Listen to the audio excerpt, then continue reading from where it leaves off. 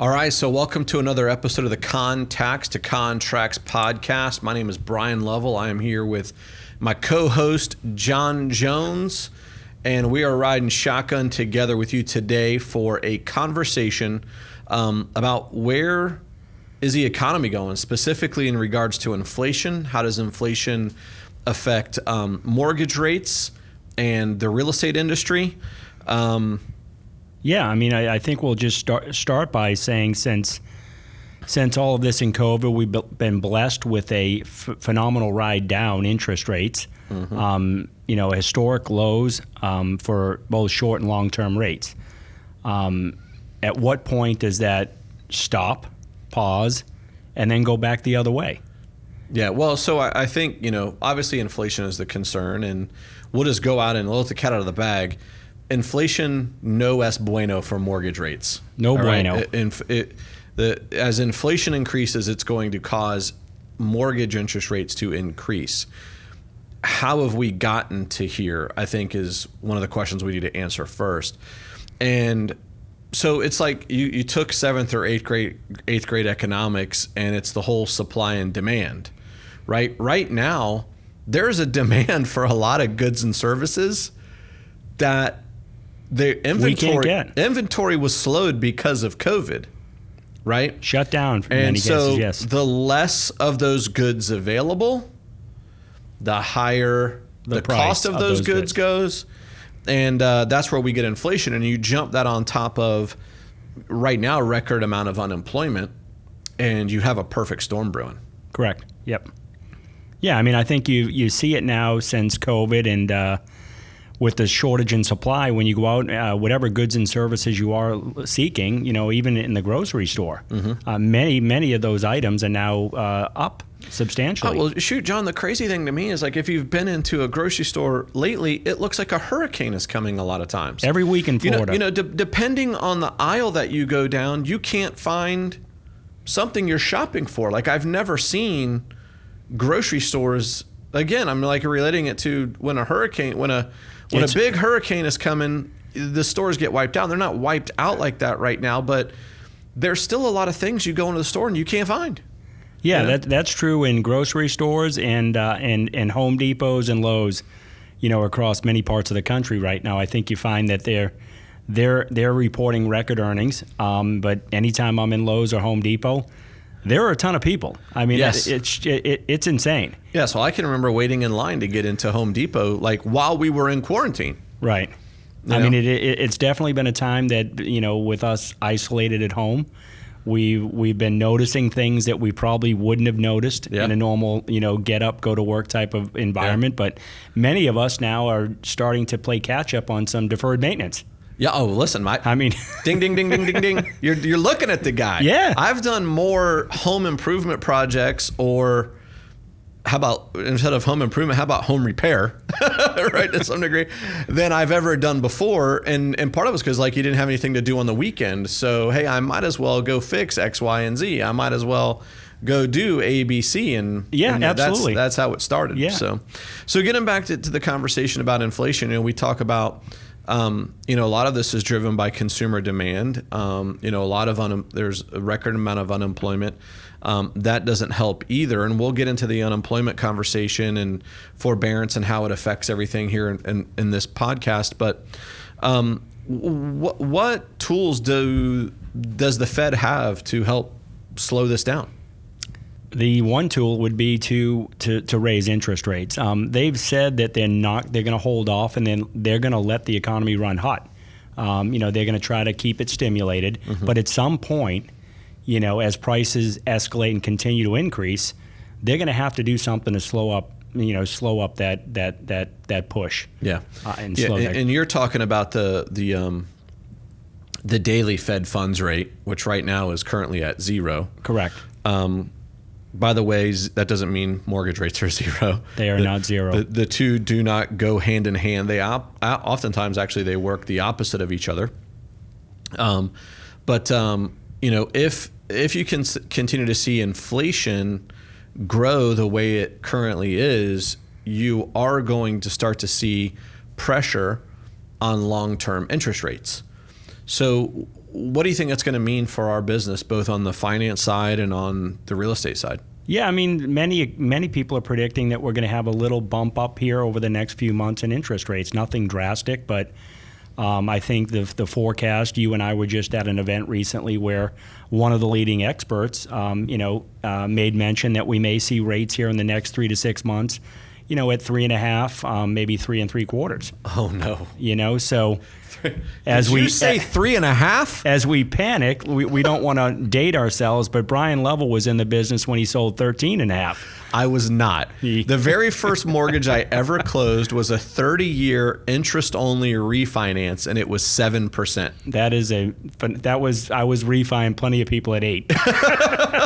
I will tell you that. It was a refinance at 7%. That was in April. I'm sorry, that was about August of 2007, I believe. Yeah. It's just crazy. Yes. So to think that 3.5% is an uptick could slow down on mortgage interest rates could slow down. A couple things that you see will happen. Let's talk first from the refinance perspective of it. And a lot of people, I think, will be surprised by this. Is that you'll actually see an increase in the number of homeowners who want to refinance.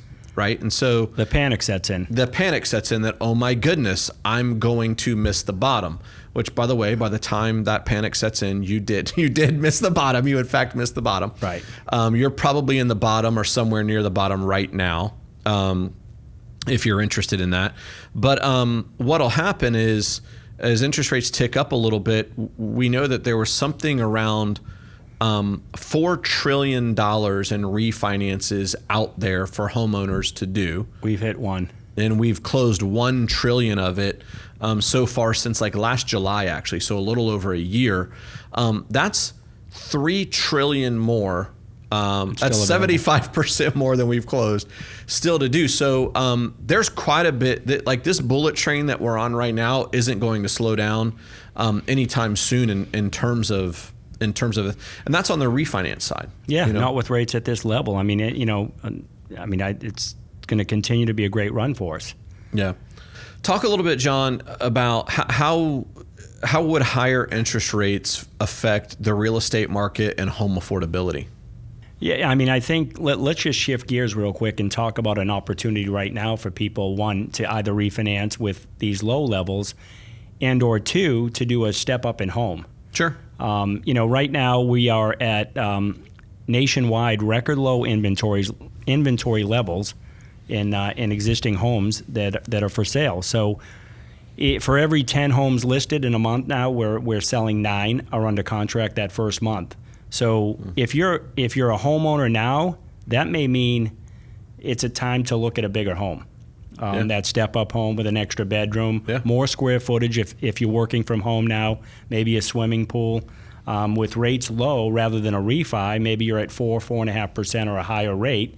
Take the opportunity to see what that bigger home cost would be for you at a much lower interest rate. So what I'm hearing you suggest then is, instead of refinancing into a low rate on the home that you already have, what would happen if you sold the home that you currently have, which has had probably a record amount of equity into it now, took the gain on sale, the gain on equity of that home, and invested it in a new, larger place? John, would it be possible that you could have a similar mortgage payment? Absolutely. Yeah, no, and in fact, I think I was telling you this morning that I have a personal friend that bought his first home just a little over a year ago and financed through us. Wow. And at the time, he qualified for a certain size home based on interest rates, at 4.25%. Mm-hmm. They were happy. They've been in the home. They've done some improvements. Well, one thing that they didn't have when they bought this new home was a swimming pool.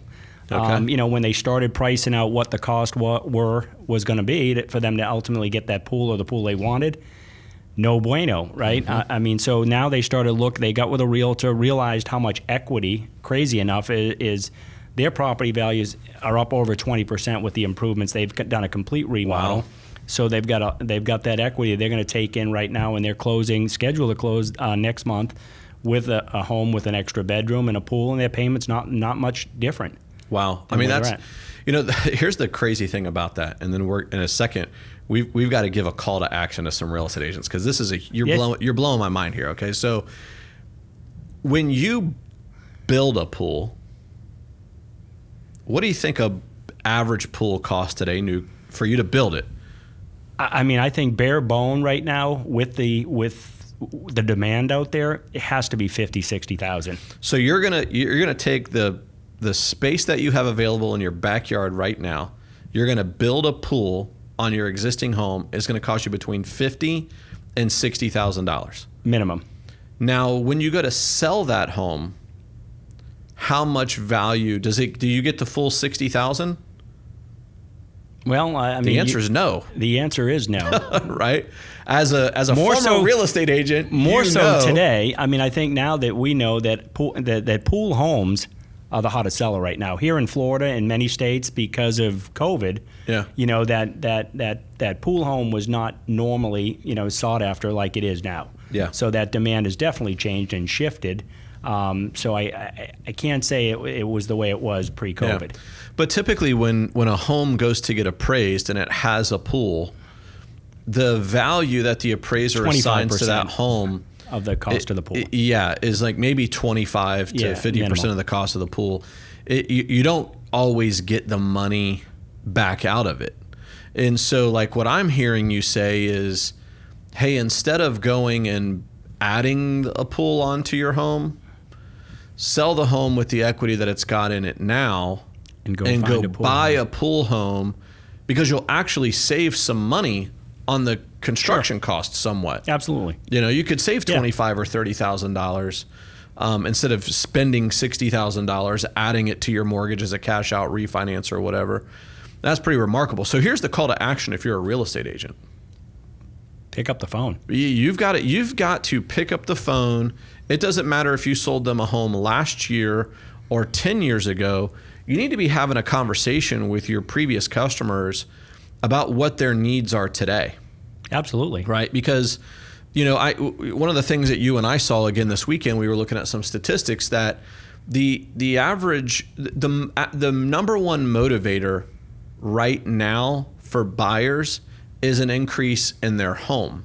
And by increase, I mean like you were just 2 and now you started having babies and you're 3, or maybe you went from 3 to 4. And that's the number one motivator in folks, really truly folks going from renters to homeowners. To homeowners, right? And so, just like there's so much, if you're a real estate agent right now, there's so much opportunity out there just by getting into your database and finding out what the needs may be, right? And if you're aligned with the right mortgage professional, they're going to be able to help guide you through this process. You've got a team is what I'm getting at. Yeah, I mean, it's an excellent way to just reach out and touch your past clients, right? Yeah. I mean, if anything, you can tell them rates are low and they may want to consider refining. Yeah. And be partnered up with that lender that's going to help them through that process. But at the same time, you work as a team and maybe do bring up that conversation about, is it time to go into a larger home? Is it time to go into a smaller home? Mm-hmm. Because again, we talked about the inventory level. There is none. So nationwide, shortage means what? Higher prices. Yeah. Right? We talked about the inflation. Right now, if you want to sell a home, you're not going to wait 6 months. I mean, if you go through, a licensed realtor and utilize them, they're gonna do the CMA and they're gonna price your home where it's gonna sell, and it's gonna sell 30, 60 days. Oh, it might it's probably going to go into contract sell in a weekend. Day one. It might sell in a weekend, and you might have multiple offers on it. 100% for sure. And that's why you're seeing, a home prices increase as rapidly as they are right now. Is there's way more buyers out there than there is inventory. And like you said, we can go back to 7th, 8th grade economics and figure out supply and demand. Now, if interest rates start to tick up a little bit because of inflation, does that change home affordability? Does that put pressure on home prices?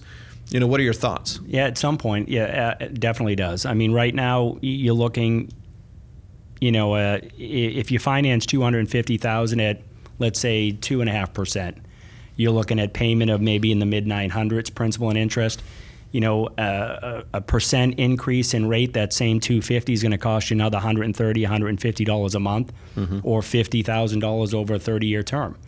So it's definitely, there's a fine line to affordability. Rates this low are allowing prices to take a run, if you will. But rates at 4.5%, it's going to put a lid right on that quickly. Yeah. I'm reading a note here that you had made for us. That 1% increase in payment is about $130 a month. Yep. But what you're going to pay in interest over the life of the loan is over $47,000. Yeah. Yeah. Right. You want to know the real cost of waiting? It's $47,000. Absolutely. Throw $130 a month out the window. $47,000 is a lot of money. That's a lot of money. That puts somebody through college. At least by today's standard. Yeah, that's absolutely crazy. So, John's kind of segue, and let's talk about something else that's going on in the economy that's going to affect housing and finance, and that's the current rate of unemployment, right? And absolutely. So, due to COVID, we saw a lot of folks get furloughed or go on unemployment. Although we've had a pretty quick recovery, we're not all the way there, and then add to that equation the ability to go into forbearance if you have a mortgage, or to not pay rent. If you were a renter, what kind of effect is this going to have on the overall picture? I mean, I think it's a wait and see at this point. I mean, as of, us today, we're still at, we still have 7% of homeowners in forbearance, which translation is 3.5 million homeowners. At the peak, we were up at a 8.5%, and 4.3 million that were in forbearance. So it's gotten better, but certainly we don't know what the outcome, how this plays out when that expires. Yeah, the interesting thing is that, with the record amount of unemployment that we're seeing right now, we haven't necessarily seen a huge slowdown in housing. Now, let me give the caveat to that. It's been the strength for us right now. Yes, in the it's economy. like, okay, certainly March, April, May, when we were truly locked down, you saw year-over-year home sales go down. I'm going to put my dime out there and say you're not going to see the year end that way. We're already seeing in July and August year-over-year sales an increase. And you got to be thinking to yourself, well, what I don't understand is that you've got a record number of people in unemployment, but housing is strong. Unemployment, you've been in the business a long, long time, longer than me. You've been on both sides of this transaction, real estate and finance, and you know that unemployment is the kiss of death for this business. Yes. Right? And so the reason for that is the segments of unemployment based on occupation. And I think the question that you have to ask is, where are those job losses at, right? And so, yes, there's a record number of unemployment, but when you look at jobs in different buckets by industry, some of those have higher unemployment numbers than others. And so you've got to look at it at a more narrow level than, exactly level. Different than 07, 8, and 9. It's not broad-based. This isn't affecting the entire economy. Many financial institutions are having a great run right now. Mm-hmm. Businesses, certain industries are doing very well. I think we're all ordering stuff through Amazon. We just talked about Lowe's, Home Depot, yes. Publix. I mean, so all of those industries, they're booming right now. So they're having a great run, and those are the folks out there that are looking to still move forward and buy homes. And by the same token, those people that are in an industry that has the COVID impact, if you will, restaurant, leisure, mm-hmm. Transportation, in some instances, mm-hmm. Those folks right now, they're just sitting on the sideline. I mean, they just don't have that opportunity just yet. Yep. Until that we're back up at 100% and they're back, earning normal wages. Yeah, I think you're right, and I think the other, you mentioned the COVID factor. I think one of the other COVID factors is with people who were in their homes for as long of a period as they were, like you and I were talking.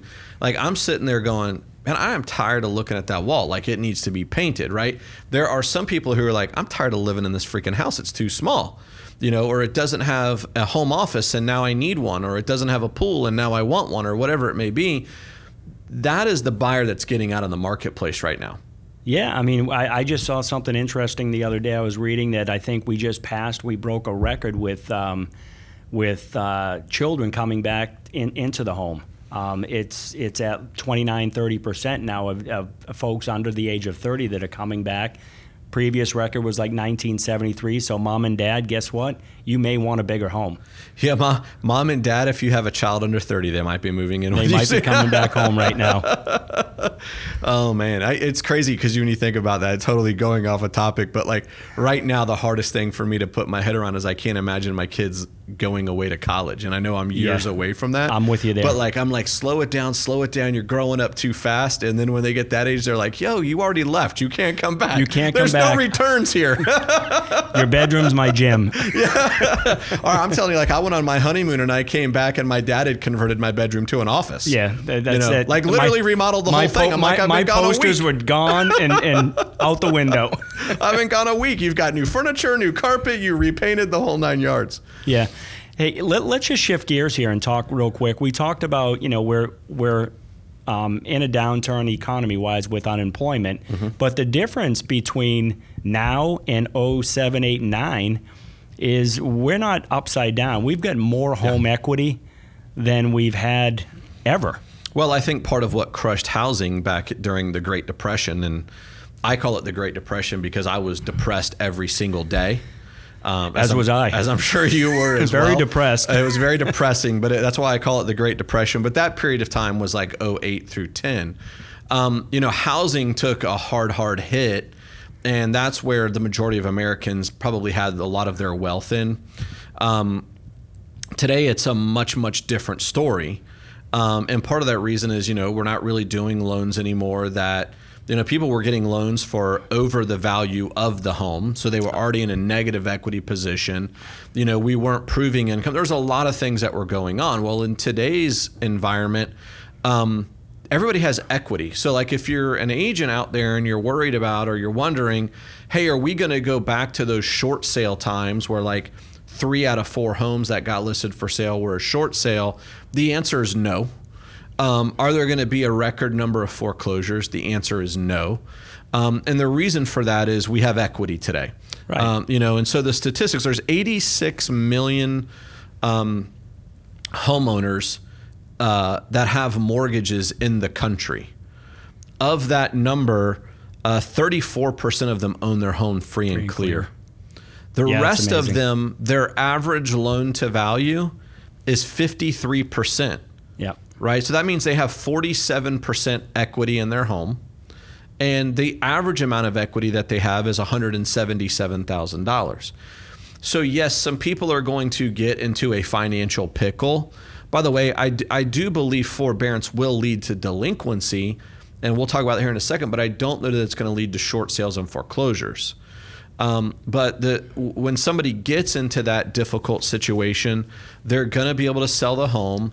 They're going to be able to find a qualified buyer for it, and they're going to be able to get equity out of it. And then, really, when you think about it, they're going to be in a much better position. You sold your home back in 08 through 10. You walked away from the closing table with $0, and you still had to go find an apartment or a house to rent with no seed money for the first and last or whatever. Today, they'll be able to take that equity from their house, maybe pay off some bills. They'll be able to go find housing, and they'll be able to get a fresh restart. Yeah. And I don't wish that on anybody, by the way. Don't hear me saying that. I do not wish that on anybody, but we will be in a much better position as a country than we were before when, in fact, something like this does happen. And so you had mentioned earlier, John, that 3.5 million homeowners are in forbearance. Yes, correct. Right. So at some point, you got to pay your mortgage. That's coming soon, yes. So what's the story on that?